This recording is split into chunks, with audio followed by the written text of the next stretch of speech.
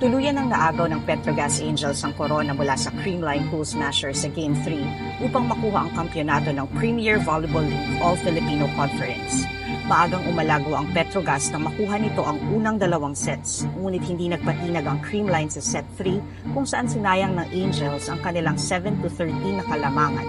Pagdating ng set 4, nanguna ang Pool Smashers noong simula 10-13. Pero hindi bumigay ang Petrogas mula sa tablang score na 18-all, isang quick strike ang pinakawala ni Joy Dacoron, isang clutch hit naman mula kay Brooke Van Sickle, at isang follow-up mula kay Aiza Maiso Pontillas ang nagbigay ng kalamangan sa Angels.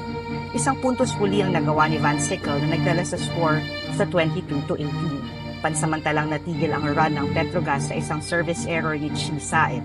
Ngunit binawi ito ng isang quick kill mula sa isang out-of-system play ni Dacoron. Isang service ace ni Van Sickle at isang spike ni Jonas Sabete ang tuluyan ng nagbigay ng panalo sa Angels. Nakuha ni Van Sickle ang kanyang back-to-back MVP sa kanyang nagawang 21 points, 9 excellent digs at 18 receptions. Maaga mang nag-cramp si Sabete ay nakakuha pa rin siya ng 16 points. 15 points mula kay MJ Phillips kasama ang 4 blocks. Na-out-hit ng Petrogas ang Pool Smashers 53-51. Lamang din sila sa blocking 12-4. Parehong nakakuha ng 7 aces ang dalawang koponan. Tabla din ang setters na sina Saet at Kyle Negrito na parehong nakakuha ng tig-22 excellent sets. Sa panig ng Creamline, nanguna si Bernadette Pons na nagtala ng 17 points, 15 points kay Gemma Galanza at 11 points kay Pangs Panaga.